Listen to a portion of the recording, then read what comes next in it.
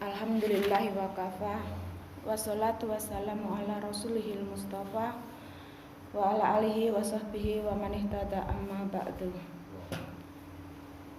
Bapak-bapak, ibu-ibu, jamaah salat subuh yang dirahmati Allah, mari kita awali dengan membaca basmalah.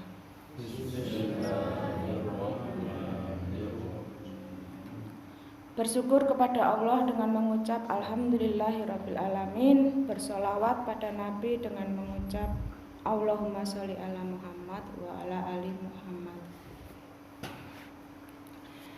Bapak-bapak, ibu-ibu, pada kesempatan pagi ini saya melanjutkan kisah Nabi Yusuf alaihissalam. Karena kesewenang-wenangan penguasa, Nabi Yusuf dipenjara walau tidak bersalah. Tetapi bagi Nabi Yusuf itu lebih baik daripada tetap di luar atau di istana yang banyak godaan dan tipu daya yang bisa menjerumuskan ke dalam kemaksiatan dan perbuatan mungkar. Di penjara dia bisa berdakwah, memberi bimbingan dan nasihat kepada para tahanan. Bersama Yusuf ada dua pemuda pegawai kerajaan yang juga dipenjara. Kepada keduanya Nabi Yusuf mengajarkan tauhid, yaitu saat dua pemuda itu mendatangi Nabi Yusuf dan meminta mimpinya agar ditafsirkan oleh Nabi Yusuf. Nabi Yusuf pun mengartikan mimpinya bahwa satu pemuda itu akan dibebaskan dan dipekerjakan kembali, sedang yang satunya akan disalib dan kepalanya dimakan burung. Nabi Yusuf menjelaskan kepada mereka bahwa kemampuannya itu merupakan karunia dari Allah, bahwa Nabi Yusuf telah meninggalkan agama orang-orang yang tidak beriman kepada Allah dan yang mengingkari adanya hari kiamat.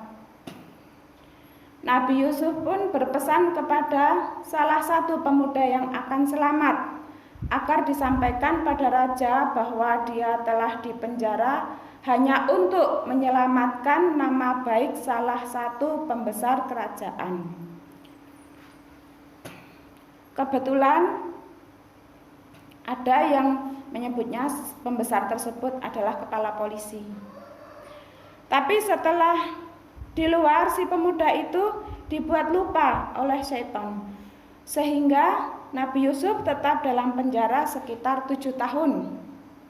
Hingga pada suatu hari raja bermimpi melihat 7 ekor sapi kurus memakan 7 ekor sapi gemuk, dan melihat 7 tangkai gandum hijau dan 7 tangkai gandum kering. Tidak ada seorang pun yang bisa mengartikan mimpi itu. Para penasehat pembesar kerajaan mengatakan bahwa itu cuma bunga mimpi, bunga tidur. Seorang pelayan raja yang pernah dipenjara, yang sudah bebas bekerja kembali, baru ingat pada Nabi Yusuf yang pernah mengartikan mimpinya waktu bersama-sama dalam penjara. Akhirnya si pelayan itu menjumpai Nabi Yusuf dalam penjara, tentu atas izin, atas perintah raja. Pemuda itu meminta Nabi Yusuf agar menafsirkan mimpi raja. Nabi Yusuf menjelaskan bahwa negara akan menghadapi masa makmur subur selama 7 tahun, lalu kemudian mengalami masa paceklik, kemarau panjang 7 tahun juga. Maka disarankan agar menyimpan hasil pertanian dan sedikit yang dimakan, agar sewaktu datang paceklik negara tidak kehabisan stok makanan. Raja terkesan dengan apa yang telah dikatakan oleh Nabi Yusuf.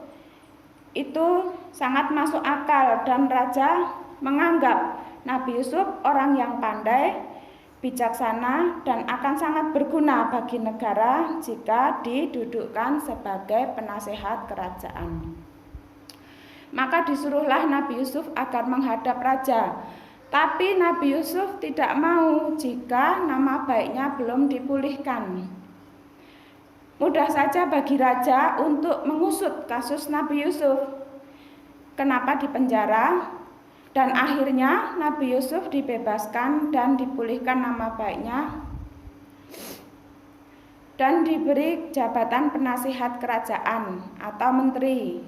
Juga ada yang menyebutkan sebagai bendahara.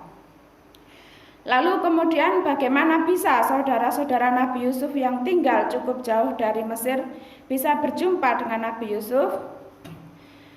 Ketika paceklik melanda sampai Kan'an dan kelaparan juga melanda, Mesir memiliki persediaan bahan makanan yang cukup. Selama 7 tahun telah berhasil mengumpulkan persediaan bahan pokok dalam jumlah yang cukup. Maka kerajaan Mesir menjadi tujuan manusia dari berbagai daerah, termasuk saudara-saudara Nabi Yusuf, dan Nabi Yusuf mengenali mereka, sedangkan mereka tidak mengenali Nabi Yusuf. Terjadi perbincangan, dan ketika saudara-saudara Nabi Yusuf akan kembali ke Kan'an, Nabi Yusuf berpesan agar jika datang kembali agar membawa saudaranya yang seayah. Kalau tidak akan diberi bahan makanan. Kemudian dimasukkan kembali ke dalam karung gandum, yaitu barang-barang yang tadinya buat barter, yaitu emas dan perak.